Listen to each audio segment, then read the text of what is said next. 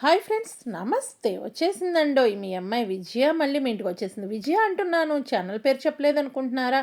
అదేనండి, ఇండియన్ అమ్మ విజయరాణి మీ ముందుకు వచ్చేసింది. ఈ రోజైతే మంచి వ్లాగ్తో మీ ముందుకు వచ్చాను. ఎందుకంటే ఈ వీడియోలో ఓల్డ్ రెసిపీ అయితే ఒకటి చూపిస్తున్నాను కాబట్టి వీడియో చివరి వరకు చూసేసేయండి. ఒక క్వశ్చన్ అయితే అడుగుతాను, ఆ క్వశ్చన్కి ఆన్సర్ కూడా రాసేసేయండి. ఇంకెందుకు లేటు, వీడియో కంటిన్యూ చేసేద్దామా? ఇప్పుడైతే పొయ్యి క్లీనింగ్ సెక్షన్ అయితే పెట్టుకున్నానండి. ఎందుకంటే నిన్న వంట చేశాను, రాత్రి ఇంకా ఓపిక లేదు, పొయ్యి అనేది క్లీన్ చేయలేదు. ఇంకా రాత్రి క్లీన్ చేయకపోతే పొద్దున్నే క్లీన్ చేసి మొదలు పెట్టేసుకోవాలి కదా. క్లీన్ చేసేసాను. ఇక్కడైతే మినపప్పు, ఇడ్లీ రవ్వ రెండు ఒకేసారి నైటే నానబెట్టేసి పెట్టుకుంటానండి. మినపప్పు అయితే కడిగేసి నానబెట్టుకోండి, లేదు అంటే ఒక రకమైన మురుగు వాసనలాగా వస్తాయి. కాబట్టి నేనైతే నైటే 5-6 సార్లు కడిగేసి నానబెట్టేశాను. రవ్వ కూడా 2 సార్లు నైట్ కడిగి నానబెట్టేశాను. మళ్ళీ పొద్దున్నే ఒకసారి వడగట్టేసి నీళ్ళు కడిగాను. మళ్ళీ ఇట్లా 5-6 సార్లు నేను కడుక్కుంటానండి రవ్వ కూడా. ఎందుకో రవ్వ అన్నిసార్లు కడిగే అవసరం ఏంటి అనుకుంటారు కదా. లేదండి, నాకైతే ఎందుకో తెలీదు, ఒక రకమైన స్మెల్ లాగా, ఒక రకమైన కలర్ కూడా, ఒక రకమైన కలర్ వస్తుంది. ప్యూర్ వైట్ కలర్ ఇడ్లీ రావాలంటే ఇలా కడుక్కుంటే బాగొస్తాయి. ఇంకా మినపప్పు అయితే ఎక్కువ సార్లు కడిగేసుకుంటానండి. మార్నింగ్ కూడా మినపప్పు కడిగేసిన తర్వాత మీకు మళ్ళీ వీడియోలోకి వచ్చేసాను. ఇప్పుడైతే గనక గ్రైండర్ అండి. నాకైతే డైరెక్ట్ ఆన్ ఆఫ్ అయితే ఉంటుంది. నాకైతే ఇది లేదండి, ఇక్కడ ఆఫ్ చేసే బటన్ అది పోయింది. ఇంక ఇక్కడైతే మేము బాగు చేయించుకోలేం కదా, మేము ఇటలీలో ఉంటాము. ఇది చేయించాలంటే మళ్ళీ ఇండియా తీసుకొచ్చి చేయించి ఇటలీ తెచ్చుకోవాలి. అలాంటప్పుడు ఎందుకు డైరెక్ట్ కనెక్షన్ ఇస్తే ఉన్నన్నాళ్ళు ఉంటుంది కాబట్టి ఆ విధంగా ఇచ్చేసాము. ఇక్కడైతే 3 రాళ్ళదైతే కొనుక్కున్నానండి గ్రైండర్. నేనైతే ఎవరికైనా సజెస్ట్ ఒకటి ఇద్దాం అనుకుంటున్నాను. ఏంటి అంటే 2 రాళ్ళ గ్రైండర్ అయితే తీసుకోండి, 3 రాళ్ళదైతే తీసుకోకండి. ఎందుకు అంటే గనక 3 రాళ్ళు తోడేటప్పుడు కష్టంగా ఉంటుంది. నలగటం తొందరగానే అయిపోతుంది కానీ తోడేటప్పుడు మరి పిండి చాలా కష్టంగా ఉంటుంది. నేనైతే ఇట్లా గ్రైండర్ వేసి అది దానిపైన చేసుకుంటూ ఉంటుంది. ఈలోపు ఏంటి అంటే గనక పప్పు నేను కుక్ చేసుకుంటున్నాను. పప్పు కూడా మీకు నిలవ ఉండాలి అంటే ఒక టిప్ అయితే చెప్దాం అనుకుంటున్నాను.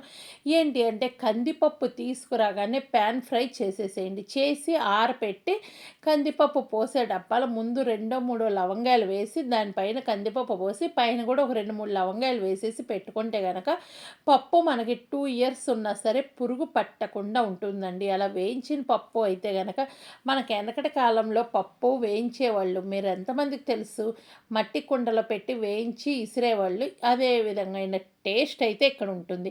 నేనైతే పప్పు కొంచెం తీసుకున్నాను. పప్పులో కొంచెం ఆయిల్ వేస్తున్నాను. ఆయిల్ కొంచెం పసుపు వేసేసి కుక్కర్ పెడతాను. కుక్కర్ పెట్టేటప్పుడు మటుకు పైన పేపర్ పెట్టేస్తానండి. ఇవాళ మీరే చూస్తారు పేపర్లో నుంచి ఎన్ని వాటర్ బయటకు వచ్చినాయో చూసేసేయండి. అదే గనక మనం ఆ పేపర్ పెట్టకపోతే ఇంకా పొయ్యి నిండా వాటర్ మయమైపోతుంది. అందుకని చెప్పి నేను పైన అయితే పెడతాను. ఇంకా ఆయిల్ ఎందుకేస్తున్నా అంటే పప్పు అనేది ఎక్కువ పొంగకుండా ఉంటుందండి. కాబట్టి దానికోసం ఆయిల్ అనేది యూజ్ చేస్తున్నాను. ఇవాళ వాటర్ అనేది కాస్త ఎక్కువే పోసానండి. వాటర్ ఎక్కువైనాయి. ఇంకా ఏమైంది తర్వాత మళ్ళీ ఉడకపెట్టుకుంటే అయిపోతుంది.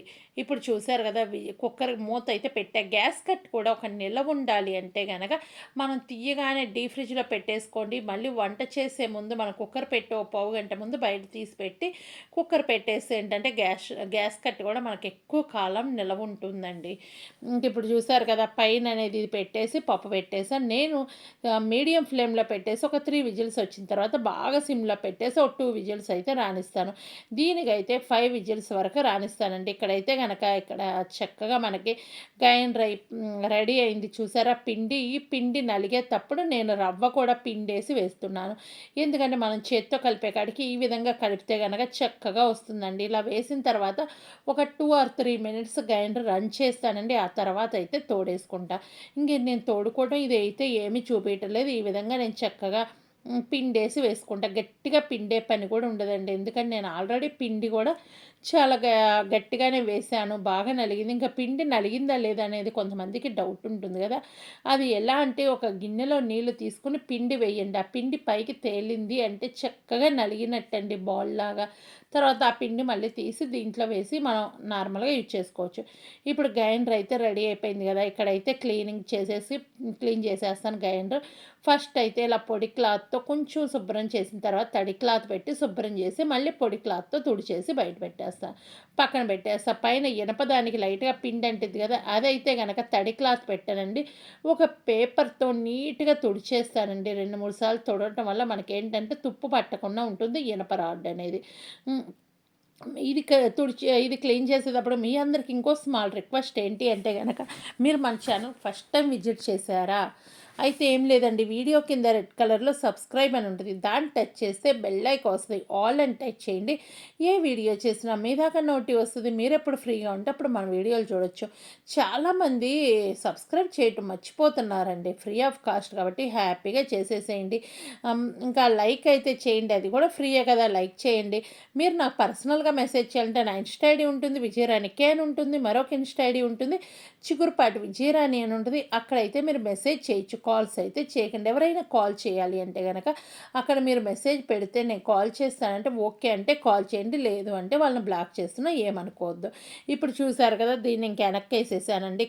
ఇక్కడైతే ఇడ్లీ పిండి శుభ్రంగా రెడీ అయిపోయింది. మూత పెట్టి పక్కన పెట్టేశాను. ఇంకా రేపటి వీడియోలో ఇడ్లీ పిండి నేను చూపిస్తానండి తర్వాత వీడియోలో. ఇక్కడైతే గనక నేను దోసకాయ పప్పు చేస్తున్నా. మా అమ్మ వాళ్ళు దోసకాయ పప్పు ఎలా చేస్తారు అనేదేనండి ఈ వీడియో. ఎందుకంటే ఓల్డ్ రెసిపీసే మనకి టేస్ట్ బావుంటాయి కాబట్టి నేను అలా చేస్తున్నాను. ఇక్కడైతే గనక ఒక ఉల్లిపాయ తీసుకున్నాను. పచ్చిమిరకాయలు అనేది కాస్త ఎక్కువ తీసుకోండి. ఇక్కడ ఒక తప్పు జరిగిపోయింది. అది ఏంటో ఎంతమంది గెస్ చేసి కామెంట్ చేస్తారో చూద్దాము. నేనైతే ఈ వీడియోలో మెన్షన్ చేయటం లేదు. మీరు గెస్ చేసి కామెంట్ సెక్షన్‌లో రాసేద్దురు గానీ, అది ఏం చేశాను, ఏంటి అనేది రాసేసేయండి. ఇంకా దోసకాయ అయితే గనక ఒక దోసకాయ వచ్చింది. ఇక్కడ దోసకాయలండి, కానీ కట్ చేస్తే మన ఇండియా దోసకాయల్లాగే ఉన్నాయి. కాబట్టి అవి నేను కట్ చేసినాక కూడా నేను చూపిస్తాను. నేను చేదు కూడా చెక్ చేసుకున్నా. ఎలాంటి చేదు అయితే లేదు. ఈ దోసకాయ కాస్ట్ అయితే €1.73 పడిందండి. €1 అంటే గనక ₹90 లెక్క వేసి మీరు కామెంట్ సెక్షన్‌లో రాస్తారని అయితే అనుకుంటున్నాను. ఇక్కడైతే చూసారు కదా! నేనైతే గనక స్టిక్కర్ దీనికే వేశాను. కవర్ అయితే తీసుకోనండి. ఇట్లా ఒకటి తీసుకునేటప్పుడు దానికే స్టిక్కర్ వేసేసుకుంటే సరిపోతుంది. ఇదైతే చక్కగా స్కిన్ తీసేస్తాను. స్కిన్ తీసేసి నీట్‌గా కడిగేసుకుంటాను.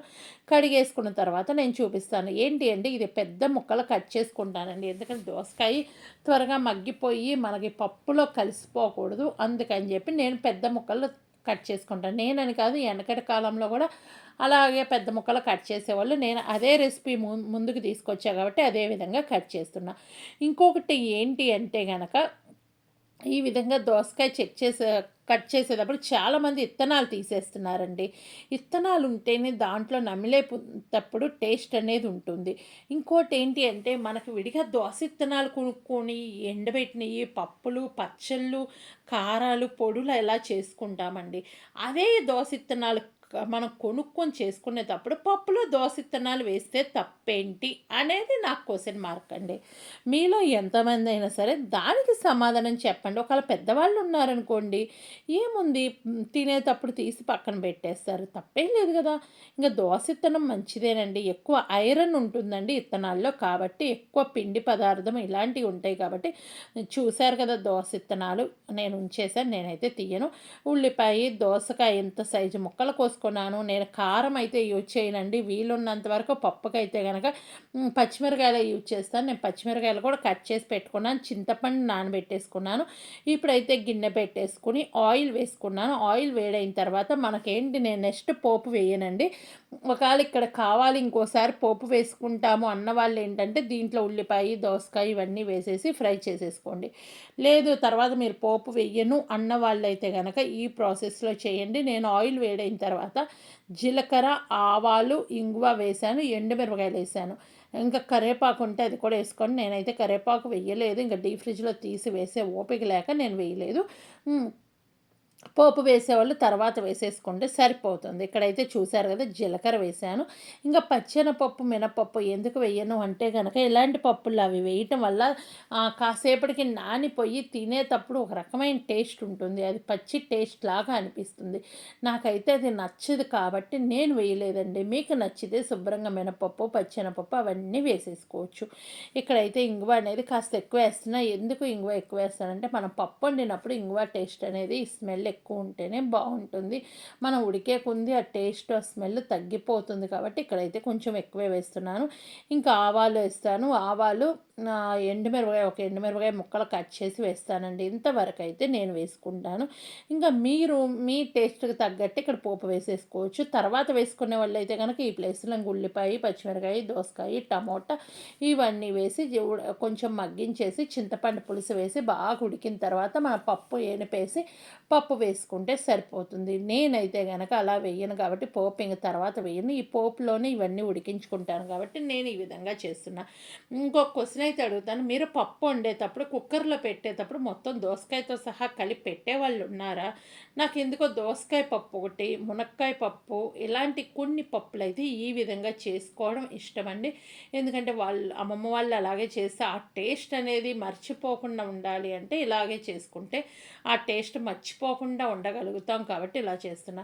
ఒకసారి మీరెప్పుడు కుక్కర్‌లో చేసేవాళ్ళైతే గనక ఈ విధంగా చేసి చూడండి. మీ టేస్ట్ అనేది మీకే అర్థమైపోతుంది. ఇంకా చింతపండు అనేది పులుపుకి తగ్గట్టు చూసి నానబెట్టేసుకోండి. ఇక్కడైతే గనక నేను ఫస్ట్ ఉల్లిపాయ, పచ్చిమిరపకాయ వేశాను. ఈ ఉల్లిపాయ, పచ్చిమిరపకాయ కొంచెం వేగిన తర్వాత ఇంక నేను టమోటా ముక్కలైతే డైరెక్ట్ కట్ చేసి వేస్తున్నాను. టమోటా కావాలి అన్నప్పుడు వేసుకోవచ్చు. లేదంటే లేదు. నేనైతే ఒక్క టమోటా అయితే కట్ చేసి డైరెక్ట్ పొయ్యి మీద వేస్తున్నా. ఇంకోటేంటంటే టమోటా బాగా కుక్ చేసుకోకండి. తినేటప్పుడు మనకి ఆ టేస్ట్ అనేది తెలియాలి. అది బాగా మెత్తదనం వస్తే ఏంటంటే టమోటా వేసిన టేస్ట్ అయితే ఉండదు. కాబట్టి నేనైతే ఈ విధంగా పెద్ద పెద్ద ముక్కలు కట్ చేసుకుంటున్నానండి. ఎందుకంటే మనం దోసకాయి, ఉల్లిపాయ ఎంత ముక్కలైతే కట్ చేసుకున్నామో ఆల్మోస్ట్ టమాటా కూడా అంతే ముక్కలుండాలి. నేను డైరెక్ట్ పొయ్యి దగ్గరే కట్ చేసేసి వేస్తున్నాను. ఇది వేసిన తర్వాత ఇంక ఇది కూడా కొంచెం మగ్గించేసుకుంటున్నాను. మగ్గించుకున్న తర్వాత మనకి దోసకాయ ముక్కలున్నాయి కదా!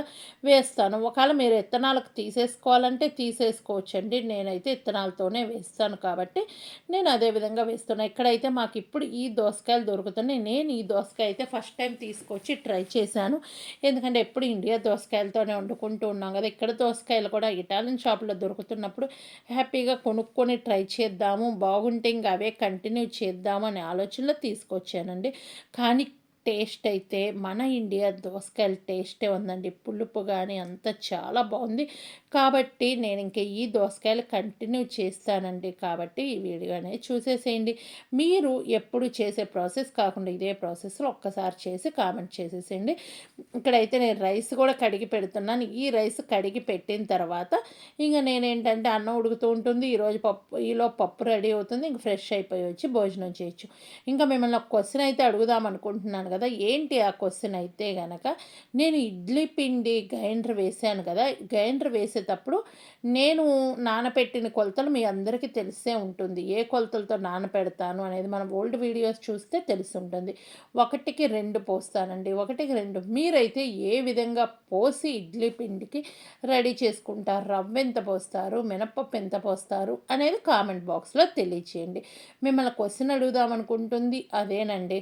ఇంకోటి ఏంటి అంటే మీ అమ్మమ్మల నాట్లో అప్పట్లో కూడా పప్పు ఇలాగే చేసేవాళ్ళా? అప్పుడేం చేస్తారంటే కుక్కర్ లేవు కాబట్టి పప్పు సెపరేట్‌గా ఉడకపెట్టేసి ఇలా చేస్తారు. ఇంకొక విషయం అయితే అడుగుదాం అనుకుంటున్నాను. మనం ఆల్రెడీ కుక్కర్ వాడాను. కుక్కర్ ఏది వాడా? స్టీల్‌ది వాడలేదు. అల్యూమినియంది వాడా.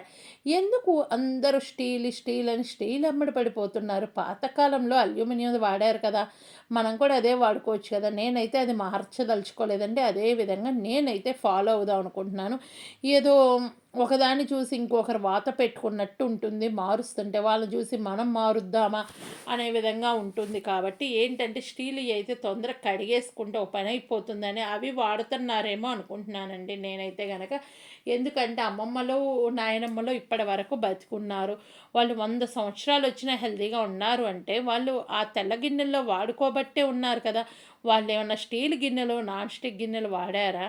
అవేమీ వాడలేదండి. కాబట్టి వాళ్ళు చేసినట్టు మనం కూడా కొంతవరకు ఫాలో అయితే బెటరు. ఇంకోటేంటి అంటే అల్యూమినియం గిన్నెల్లో ఎందుకు ఎక్కువగా వాడకూడదు అంటారంటే, పులుపు అనేది వేసి వండడం వల్ల అదేంటంటే, పులుపు వల్ల అది బయటికి ఊరిద్ది అల్యూమినియం గిన్నె. కలర్ కూడా చేంజ్ అవుతుంది. కాబట్టి ఎత్తి పెట్టుకోవాలి అనైతే ఉందండి. అది నిజమేనండి. వాళ్ళు కూడా అప్పట్లో ఎత్తి పెట్టుకునేవాళ్ళు. వండేసి ఏంటంటే, అందరూ ఒక్కసారి కూర్చొని తినేసేవాళ్ళు కదా! తింటే మొత్తం అయిపోయేది. ఒకవేళ మిగిలిద్ది అన్నప్పుడు ఏంటంటే, వేరే దాంట్లో పెట్టేసుకునేవాళ్ళు. కడిగేసుకునేవాళ్ళు గిన్నెలు. అదే విధంగా మనం కూడా ఇప్పుడు ఫాలో అయ్యి అలాగే చేసుకుందాము. తప్పేమీ లేదండి. ఇప్పుడైతే గనక నాకు దోసకాయి, టమోటా ఇవన్నీ మగ్గిపోయినాయి కాబట్టి చింతపండు పులుసైతే వేసుకున్నాను. చింతపండు పులుసైతే గనక మీరు ఎంతవరకు లిక్విడ్ కావాలి అనుకుంటున్నారు చూసి వేసుకొని, నేను పప్పు కుక్కర్ విజిల్ తీశాను. ఇంకొంచెం లిక్విడ్‌గా ఉంది కాబట్టి అది కూడా నేను పొయ్యి మీద పెట్టేసి అది కూడా తీసేస్తాను. ఇంక అప్పట్లో కుక్కర్ లేదు కాబట్టి ఓ పక్క పొయ్యి మీద అయి పెట్టేసి యువతల పెట్టేవాళ్ళు. అప్పట్లో ఇంకా కట్టెల పొయ్యి మీద చేసేవాళ్ళండి. ఆ టేస్టే వేరు. ఇప్పుడు మనకు కట్టెల పొయ్యి అయన్నీ మనం చెయ్యలేం కాబట్టి, మనం ఈ విధంగా వాళ్ళు చేసే వంటలు ఈ విధంగా కొంతన్నా చేసుకుందాము అని నా ఆలోచన అండి. ఇప్పుడు చూసారు గదా! ఒక్కసారి మీరు చెక్ చేసుకోండి. పప్పు దానికి మనం పులుసు అవన్నీ వేసాం గదా! పులుపు, ఉప్పు, కారం అన్నీ సరిపోయినాయని చూసి పప్పయితే యాడ్ చేసుకోండి. ఒకవేళ మీ పిల్లలు ఎవరైనా ఉంటే ఇలా పప్పు కొంచెం పక్కన పెట్టేసి మిగిలింది యాడ్ చేసుకుంటే సరిపోయిద్ది. మేమిద్దరమే కాబట్టి మాకైతే ఈ విధంగా చేసుకుంటాము. ఇంకా మీరు ఎలాంటి రెసిపీస్ కావాలి అనుకుంటున్నారు, ఓల్డ్ రెసిపీస్ అనేది కూడా నాకు కామెంట్ సెక్షన్‌లో చెప్తే అవి కూడా చేయటానికి ట్రై చేస్తానండి. ఇంకెందుకు లేటు, నేను మా అమ్మమ్మని, మా అమ్మని అడిగేసి నేను ఆ రెసిపీస్ చేస్తానండి. ఇదైతే గనక మమ్మీ ఇదే విధంగా చేస్తారు కాబట్టి, నేనెప్పుడు పప్పు చేసినా ఇదే విధంగా దోసకాయ పప్పు, మునక్కాయ పప్పు ఇలాగే చేస్తాను కాబట్టి మీతో షేర్ చేసుకుంటున్నాను.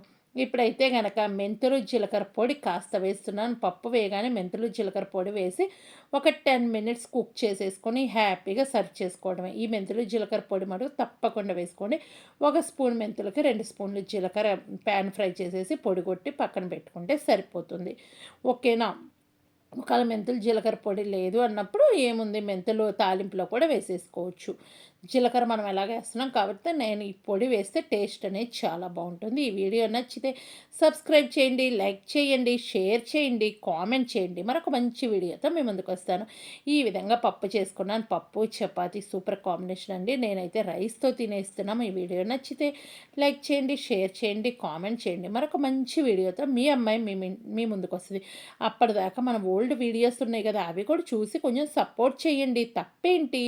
ఓల్డ్ మన వ్లాగ్స్ ఉన్నాయి. అవి సపోర్ట్ చేయండి. చూసారు కదా! అన్నీ మనకు ఉడికిపోయినాయి పప్పన్నీ. ఓకే. బాయ్.